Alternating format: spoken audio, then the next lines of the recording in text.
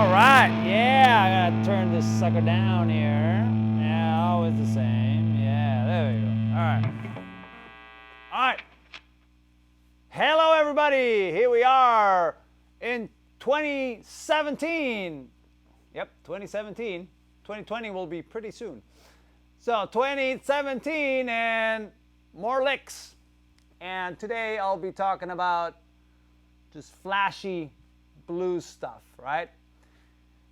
And normally people when they play the blues, they play the minor pentatonic, they play some blues scale stuff, maybe they play some full scales like a Mixolydian mode or stuff like that. But it's always very, very traditional, very almost held back, right? And I want to show you some fun licks that add a little spice. Spice, I mean some chromaticism, some arpeggio shapes, some symmetrical ideas, and all just to make soloing a little more fun and maybe impress your fellow guitar players with a lick or two. So first thing is the typical stuff for blues is always the blues scale. All right, so you got, right? So this is basically it's a minor pentatonic with a flat 5 in it. And sometimes people also play major pentatonic. In this case, would be like. This is all very, very traditional. It always works, but sometimes it's a little limiting, or you repeat yourself and you don't have any more options. So what are things that you can do to spice it up? Well, the first thing is sequencing, right? Arpeggios. So one thing that I like to do a lot is sequencing arpeggios, right?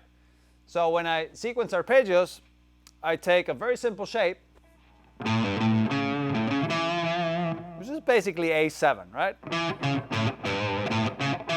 And I can sequence that like in triplets. So triplet, triplet, triplet. And you don't see that in traditional blues because it's just very technical, but it's fun to play. So he would be a little bit faster. And then backwards. Right? So, and when the chord changes to D, well, you can move it all up to D. Right? And then when it goes to E, you move it up as well. Right? And the cool thing about that, it's a rhythmic element and you're following the chords. So it's not just an exercise per se. So if I play this over the progression, we got something like this. Now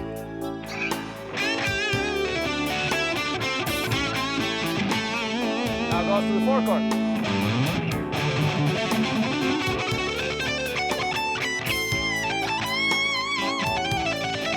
Five chord. 2, and then 4. 1. Right? So it's fun, right? It's a sequence and it's a very simple shape to remember. Then another shape I like to do arpeggio wise is a very short 1 octave idea. In this case would be A7. So I start on the flat 7, on the D string. Sorry, we an A, by the way.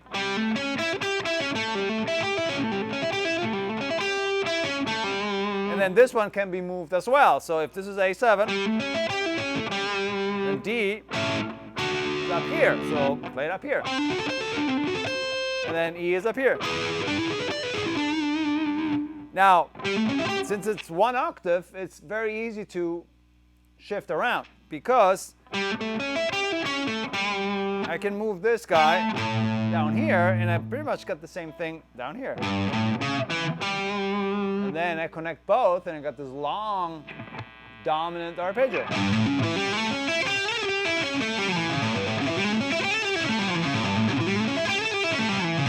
looks very cool, right? It's like you move a lot and it's just a lot of work, right? It looks great. And then I can connect up here. And then I'm back, right? And if I move it to the 4 chord, it's the same thing up here. Right? And all these shapes, right? They all move in a similar way. So you just have to decide if you're doing, 3 strings, 4 strings. But they're very easy to spot because you use that as your reference. And then here's your A major triad. And then I'll just add the flat 7 in it.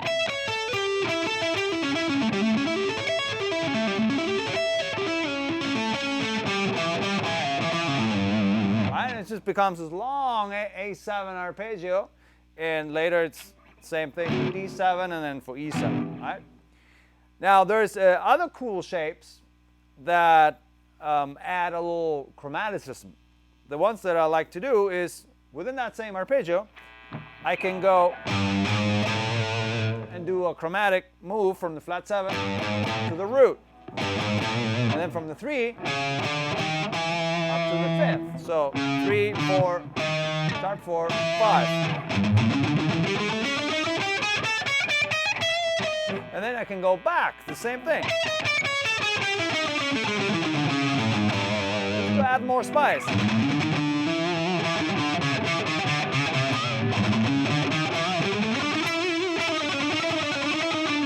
Almost like Flight of the Bumblebee, right? It's like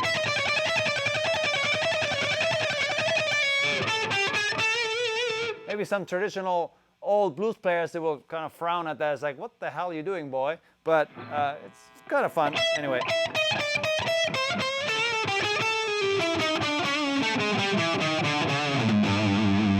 All right, so you can really make it technical, pick it, legato it.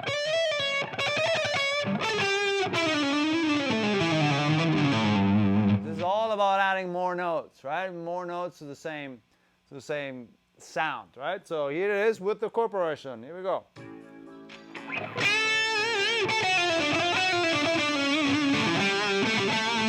4 chord.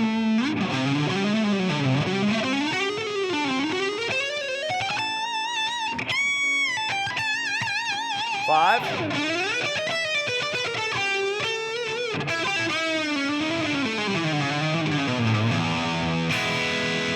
Right? So that is added chromaticism, right? It's using the same shape as it before.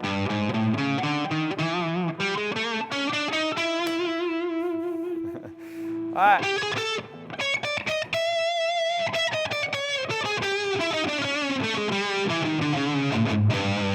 All right. Now, if I want to use a known position, right, and add some more spice to it, I can use the one that is in the major pentatonic box.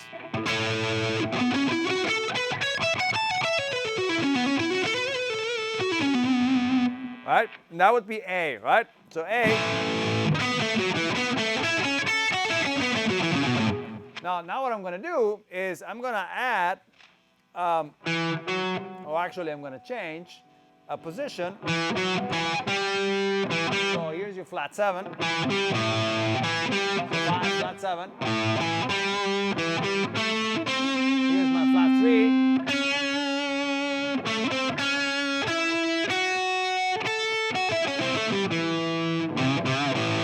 All right, so it's a very symmetrical looking lick,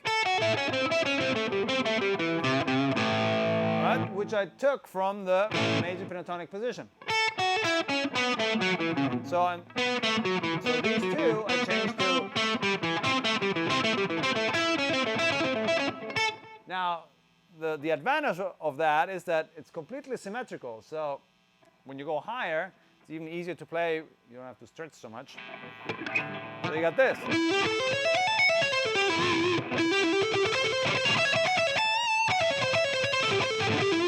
Right? And then when you want to resolve it,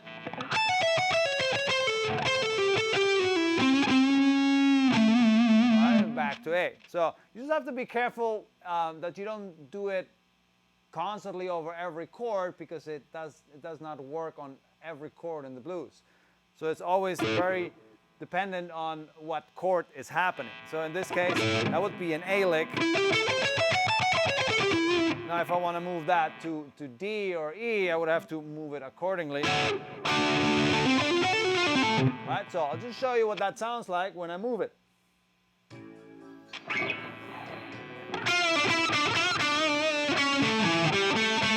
I'll move it to D.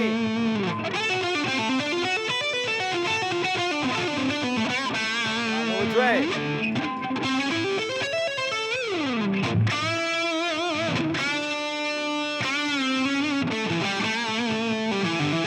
Now A again.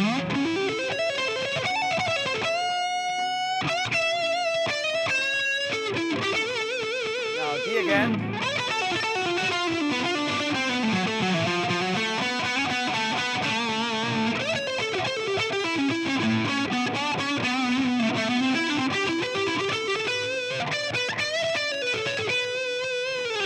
All right.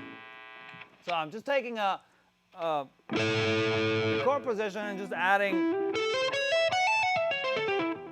this symmetrical shape.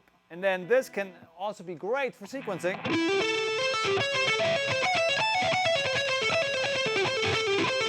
So you can bar it.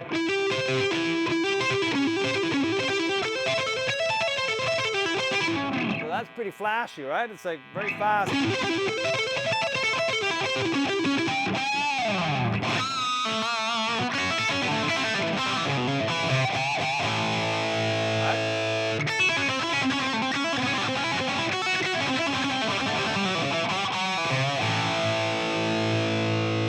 You can do like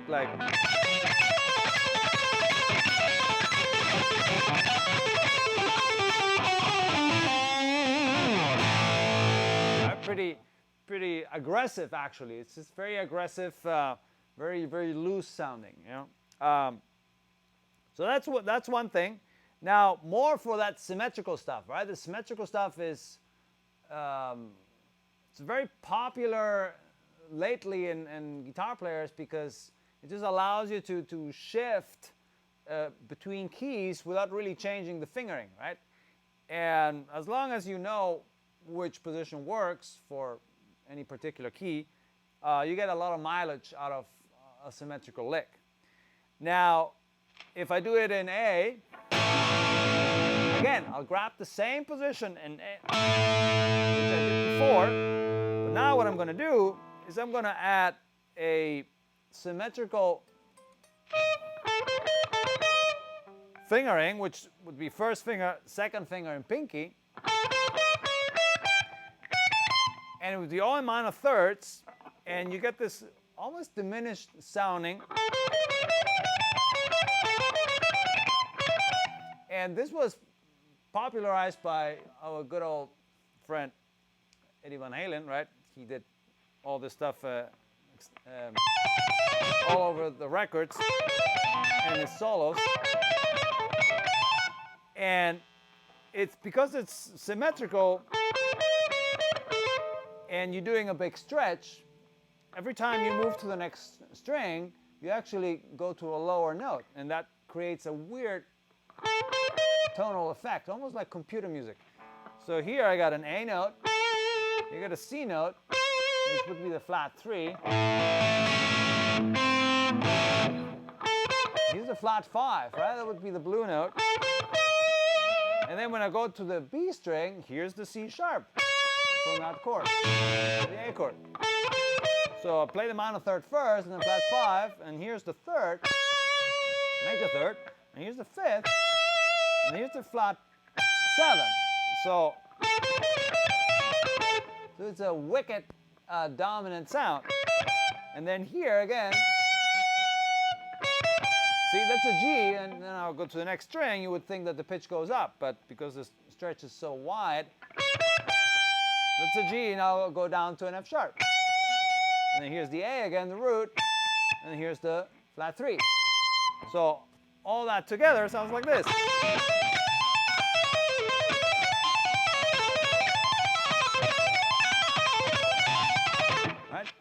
like I said, it sounds like computer music. So when you do this, it's very, very, I wouldn't say disorienting, but it's just like, wow, what is that sound? And the combination of the notes is endless, because you can take any type of fingering, since it's symmetrical, and you can do all kinds of finger combinations.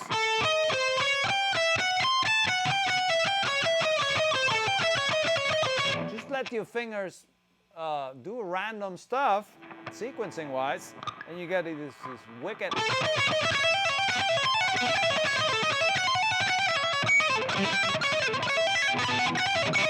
You go like, whoa, whoa, whoa, what is that? The only problem with these big stretches is lower than the 12th fret or the 9th fret, it gets a little difficult, right, for your left hand. So you don't want to do it down here, because you would have to crouch into your instrument. But up here, it's great. So let's see how that sounds.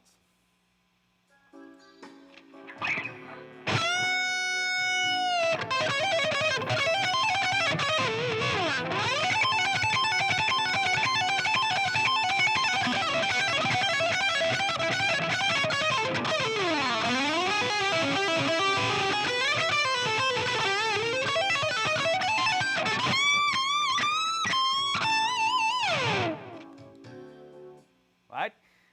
And we say, so how do I know what is my reference, right, when I do these crazy licks? It's like I said, that's the A chord, and then from that point, you get the minor thirds, and you get that symmetrical shape.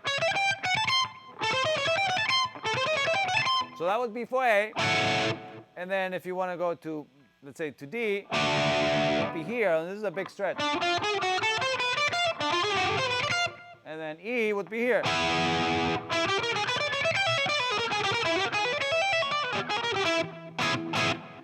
Right? And it's a crazy sound, right? But it's so cool once you put it into your typical blues licks, and then suddenly you're surprised with that wicked lick, and it's like, whoa, what was that? Right? So it really brings spice into your playing. So let's just play one time through. I'll play some traditional stuff, and then I'll throw these crazy licks in there. All right, let's try it.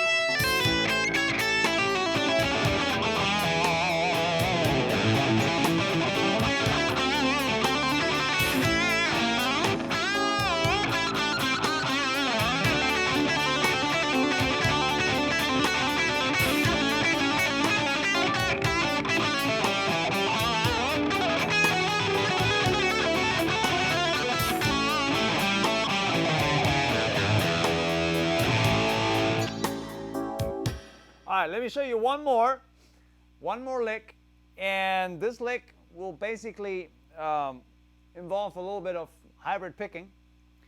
And I like this lick a lot because it's sometimes almost sounds like you're tapping or something. And I usually use barring for that. So in the case of the D7, right here, I use it in this position.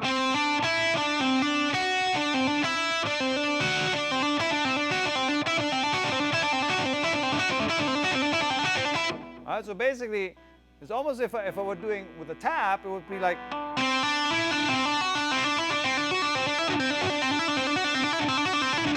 But because tapping is just so obvious, right? I'll use hybrid picking, so I'll grab the note from here. I get a little more snap. And then you can change the high note if you want.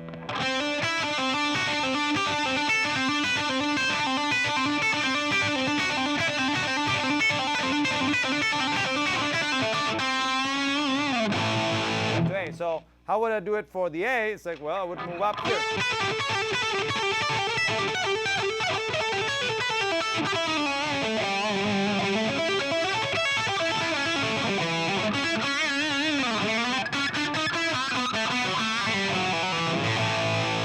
All right, so let's try that lick.